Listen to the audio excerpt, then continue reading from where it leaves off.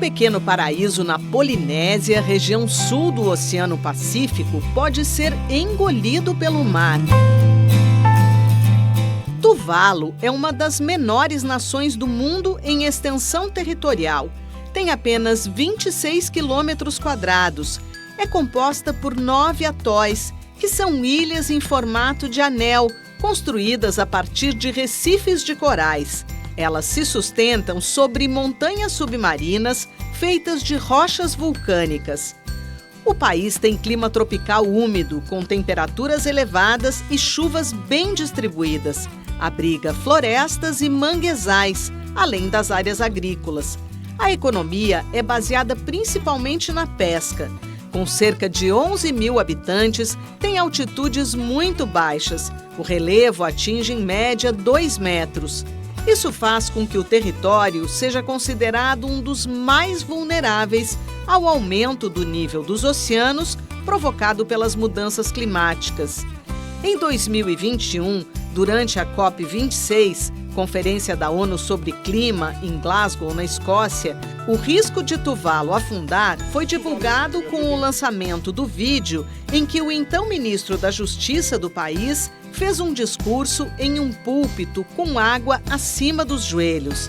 A previsão dos cientistas da NASA, Agência Espacial Norte-Americana, é que grande parte da nação insular ficará submersa até 2050. Agora, diante da situação preocupante, 1/3 da população solicitou visto climático para viver na Austrália, conforme acordo diplomático inédito. Tuvalu, uma realidade que alerta para a necessidade urgente de um acordo internacional que promova medidas concretas para conter o aquecimento global causado pelas ações humanas.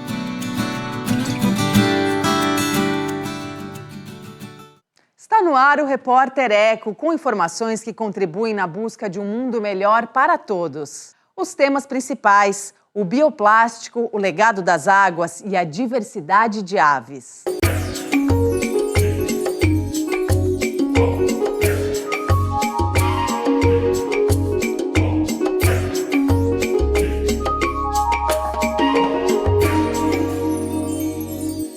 Veja os detalhes do programa de hoje. Jovem cientista cria um plástico biodegradável à base de resíduos da produção de suco de laranja, como cascas e sementes. A maior reserva particular de Mata Atlântica do país cultiva espécies nativas e restaura áreas de floresta do estado de São Paulo.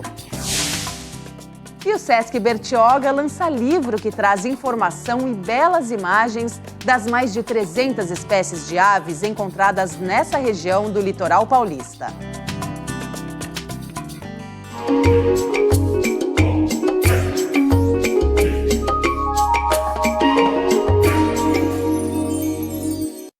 A poluição por plásticos é um dos maiores problemas da atualidade, segundo a Organização Mundial de Saúde.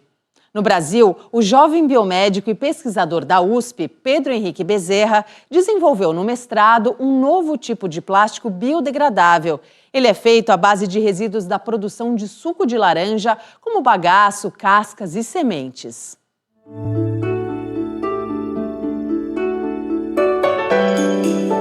Garrafas, copos, sacolas, canudos e muitas embalagens. De todo tipo, tamanho, cor, formato. De material leve e prático, o plástico passou a vilão. Está em todos os lugares. Na água que bebemos, no ar que respiramos, na placenta de bebês, no ponto mais profundo do oceano ou mais isolado do planeta. O plástico é o protagonista de uma das maiores crises ambientais do mundo. Dados da Organização das Nações Unidas mostram que apenas 9% dos 430 milhões de toneladas de plástico produzidas no mundo a cada ano são recicladas. Para tentar combater a poluição causada pelo material derivado do petróleo, diversas pesquisas buscam encontrar alternativas menos poluentes, como explica a professora da USP de Pirassununga, Fernanda Vanin, que trabalha com o uso de resíduos agroindustriais para produzir bioplásticos. Nesse contexto da economia circular e tudo mais, era ainda dar uma aplicação que fosse uma aplicação mais assim, que englobasse todo esse resíduo, porque em geral, quando você extrai esses compostos, né, que são interessantes, que têm sim um interesse muito grande, mas você acaba ainda tendo um resíduo que é produzido ali. Sob a orientação de Fernanda, o biomédico Pedro Henrique Bezerra desenvolveu durante a pesquisa de mestrado um biofilme, tipo de plástico biodegradável, a partir de resíduos da produção de suco de laranja. Para chegar a um material mais resistente, a base de alginato de sódio foi reforçada com um pó feito de subprodutos da fruta moídos, como cascas, óleos essenciais, fibras, bagaço e sementes. Pesquisamos também abacate, limão, maracujá, e eu acabei me aproximando mais do resíduo da laranja.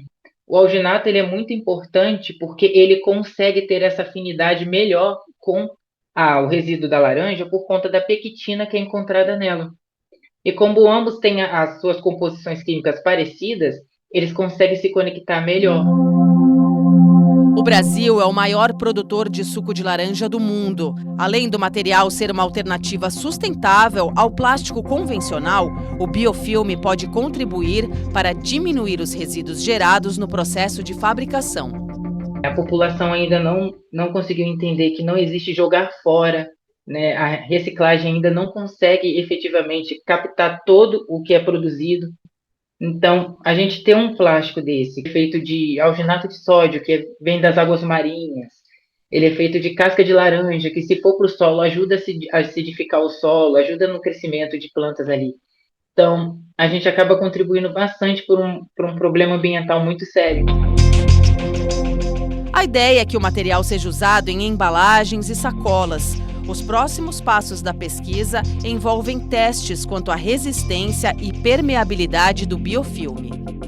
Um dos grandes problemas desse material ainda é a questão da hidrofilicidade, ou seja, ele tem muita afinidade com a água, né? Então, para embalagens que normalmente vão ser utilizadas em alimentos, por exemplo, isso é um grande problema. Então, ainda tem uma necessidade grande aí de melhorar essas propriedades.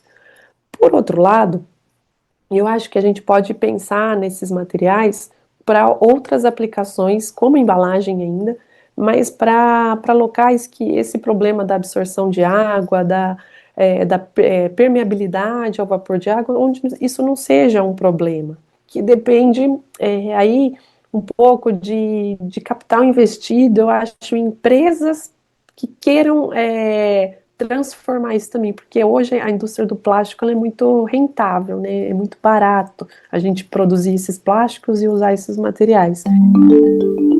Pensar em propostas sustentáveis são passos fundamentais em direção a um caminho de equilíbrio ambiental e respeito a todos os seres vivos da Terra. Pelo menos eu fiz alguma coisa, sabe? Alguma coisinha, deixei uma pegada no mundo para poder tentar mudar um pouco essa questão ambiental muito séria. A gente não precisa substituir o plástico em 100% da utilização dele, né? A gente pode substituir inicialmente em 2%, em 3%, e à medida que isso a gente vai ganhando esse mercado, eu acho que vai tendo até aí maior atenção para essa utilização, maiores investimentos, seja do governo, seja de empresas, para ver que isso é um nicho de mercado que está crescendo, que está sendo valorizado.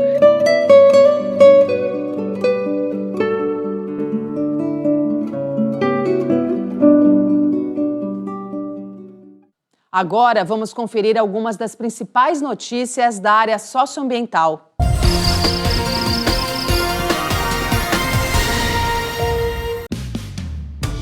Os preparativos para a COP30, a Conferência das Nações Unidas sobre Mudanças Climáticas, marcada para novembro em Belém, no Pará. O secretário-geral da ONU, Antônio Guterres, pede maior ambição para o combate do aquecimento global. O planeta está ficando mais perigoso e mais quente para todos e em todos os lugares, alertou Guterres em Sevilha.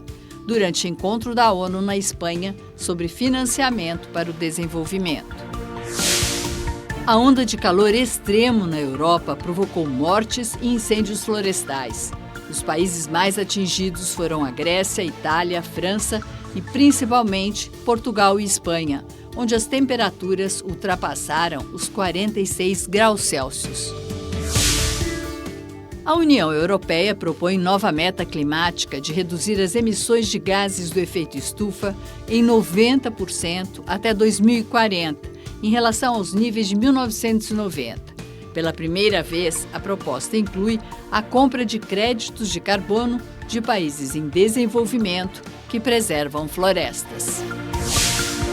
O curupira, figura do folclore brasileiro, com origem na Amazônia, foi escolhido pelo governo federal para ser um mascote da COP30. O guardião das florestas e dos animais é retratado como um menino com cabelos de fogo, pés virados para trás e dentes afiados, para punir quem ameaça as matas e os seus moradores. Em Brasília, o governo lança o Programa Nacional para reduzir o uso de agrotóxicos na agricultura, especialmente os considerados altamente perigosos ao meio ambiente e à saúde humana. O Brasil é o maior consumidor de agrotóxicos do mundo. Veja daqui a pouco aqui no Repórter Eco. O Legado das Águas, maior reserva particular de Mata Atlântica do país, investe no cultivo de plantas nativas e na restauração de áreas de floresta do estado de São Paulo.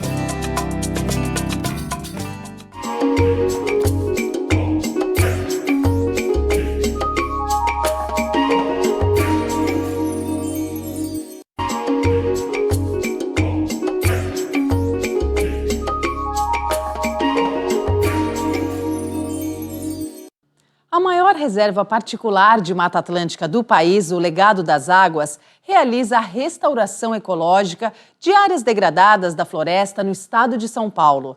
Para isso, criou um viveiro que produz cerca de 80 espécies nativas que servem também a projetos de paisagismo.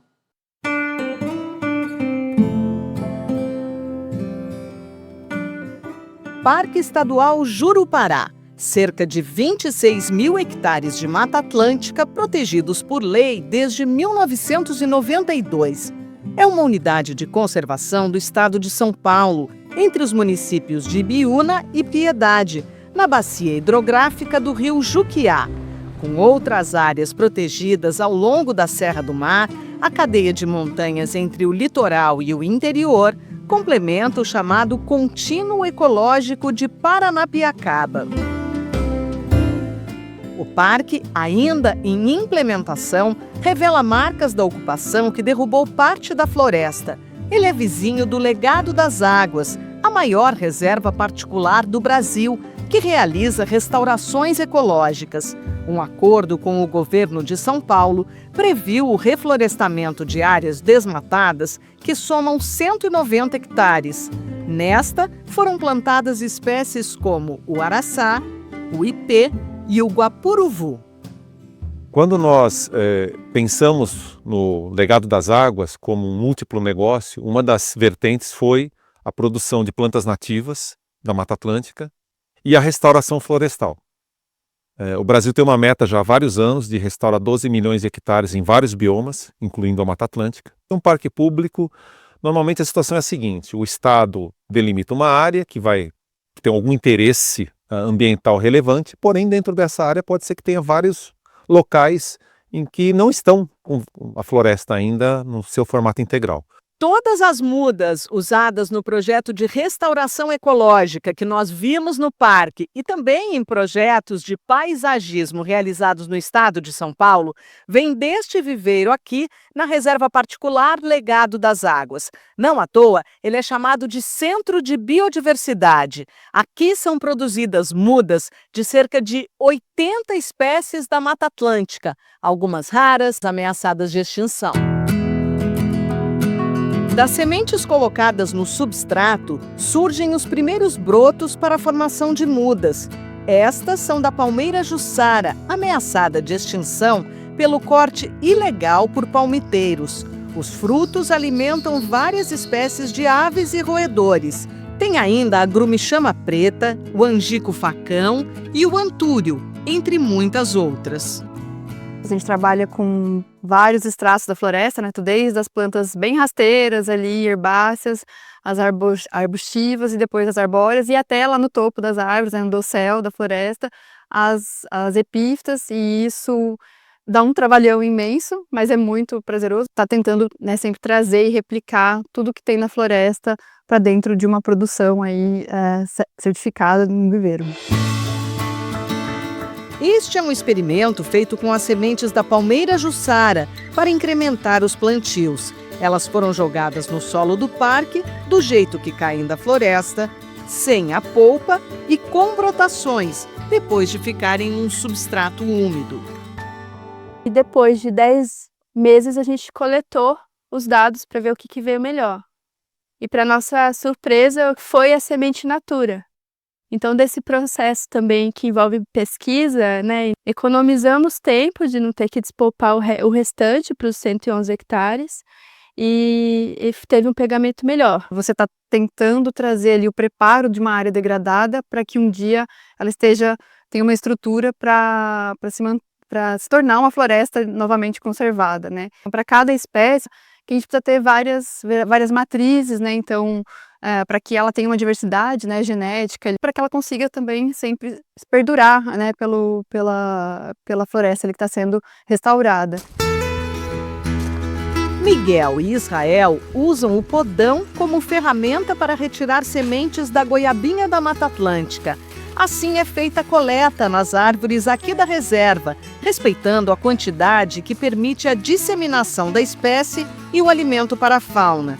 Neste dia, eles trouxeram da floresta sementes da garapeira, árvore de grande porte ameaçada de extinção. Quaresmeirinha em flor, brinco de princesa e lindas bromélias como esta, ainda sem nome popular, estão entre as espécies que podem servir ao paisagismo. Hoje, né, basicamente 90% do paisagismo mantém-se, né, utilizando espécies que não são do nosso país, dos nossos biomas, e isso representa assim uma perda da biodiversidade, né, quando a gente pensa que essas espécies estão sendo utilizadas sempre. Então, levá-las é essencial para que a gente retome tudo que a gente vem falando, né, de perda de biomas, de biodiversidade, de pontos onde a fauna possa se alimentar. O Legado das Águas trabalha com restauração ecológica desde 2021, não só em parques públicos, e acompanha o crescimento da vegetação até ter certeza de que ela consegue ir adiante sem manutenção. Faz esse monitoramento em campo, levanta esses parâmetros, se bater com os indicadores da legislação, a gente atesta que a floresta é resiliente o suficiente para a gente abandonar as técnicas e ela seguir. Recuperar a vegetação natural em todos os biomas para manter a biodiversidade e reagir à emergência climática. É o desafio lançado pela ONU na década da restauração de ecossistemas até 2030. No Brasil, a ideia é estimular os proprietários rurais a aliarem renda à preservação, com, por exemplo, o investimento em agroflorestas. Toda propriedade rural brasileira tem que manter uma parcela de floresta dentro do seu próprio território. Mas, até hoje, essa parcela que é mantida sempre foi vista como uma obrigação e um custo. Se o proprietário vê a floresta própria como uma fonte de receita, ele vai olhar melhor e vai cuidar melhor dessas áreas. Cuidando melhor, todo mundo ganha.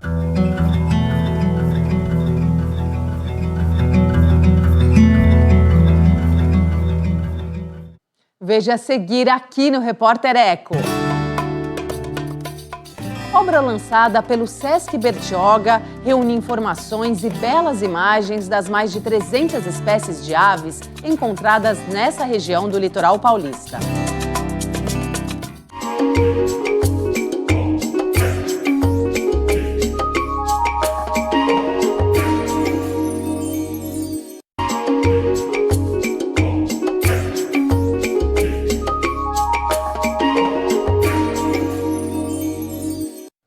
Reserva Natural Sesc Bertioga protege uma importante área remanescente de Mata Atlântica, na região urbana do litoral paulista. O ornitólogo Fábio Schunk reuniu em novo livro os registros feitos em expedições de 303 espécies de aves encontradas nesta parte do bioma.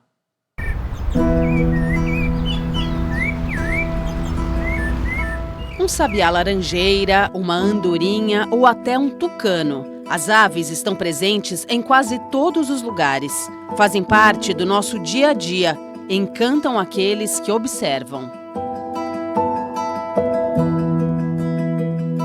Uma iniciativa do Sesc São Paulo registrou espécies encontradas em 5 áreas em meio à Mata Atlântica, na região de Bertioga, litoral paulista.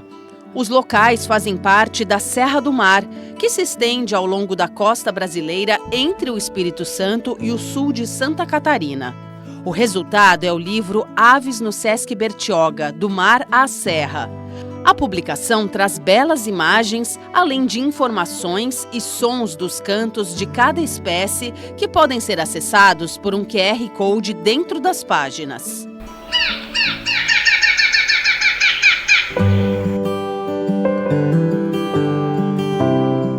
Essa é a 3ª edição de um projeto que começou em 1993 e teve o primeiro volume publicado no ano seguinte com 84 espécies. Em 2012, uma nova versão trouxe mais 100 espécies de aves registradas, um total de 184. Na publicação de 2025, esse número subiu para mais de 360. O biólogo Fábio Schunk participou dos trabalhos em campo. Então eu tive a oportunidade de desenvolver essa pesquisa que durou aí 1 ano e 3 meses. A gente ficou quase 100 dias em campo no total e conseguimos registrar 302 espécies. E o bacana é que o Sesc protege várias espécies ameaçadas de extinção, espécies migratórias também, espécies que vêm da América do Norte, do sul da América do Sul. Com conteúdo científico e linguagem popular, o diferencial do livro fica por conta da forma como foi organizado. Um convite ao leitor para percorrer um trajeto pela Mata Atlântica. Como se fosse uma jornada da pessoa saindo da praia, subindo até o topo da Serra do Mar, passando por todos os ambientes que existem ali na região de Bertioga e nas áreas do Sesc Bertioga. Então a gente convida o leitor a passar por esses ambientes e a gente vai narrando um pouco da fauna, da flora e falando das aves. Todo mundo está um pouco mais desconectado da natureza, então o livro ele também serve como um instrumento de reconexão, principalmente através dessa caminhada. Tantos dias em campo renderam registros raros, entre eles de espécies já ameaçadas de extinção. A gente registrou, por exemplo, uma espécie que é o apuim de costas pretas, que é super ameaçada, é um periquito pequeno. E teve surpresas também de espécies que a gente não esperava encontrar e de repente a gente encontrou, como o anu coroca, que é uma espécie de anu, só que ele é do interior de São Paulo, ele não é do litoral.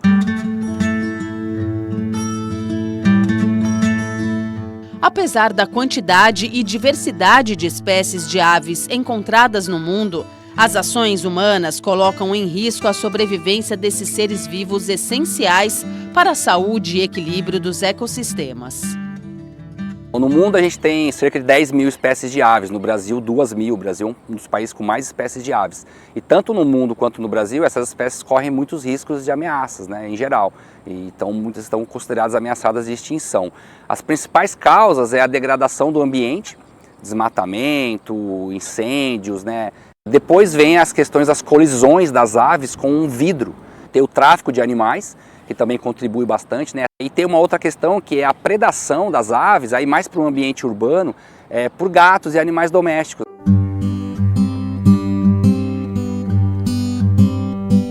Conhecer para preservar. Para Fábio Schunk, mais que criar áreas protegidas, é preciso trabalhar a conscientização das pessoas por meio de educação ambiental. Não adianta só a gente criar reserva, só gerar informação, a gente tem que conscientizar as pessoas, porque uma reserva sem uma conscientização é só uma reserva, as pessoas não vão proteger, vão tirar planta, vão queimar, vão invadir, fazer as coisas ilegais. Porque hoje ficam os ambientalistas, os pesquisadores, os gestores tentando conservar, mas as pessoas não têm essa conexão. Então se você consegue parar para explicar para as pessoas a importância, elas passam a fazer parte desse processo. E se for um processo colaborativo, ele é muito mais eficiente para todos.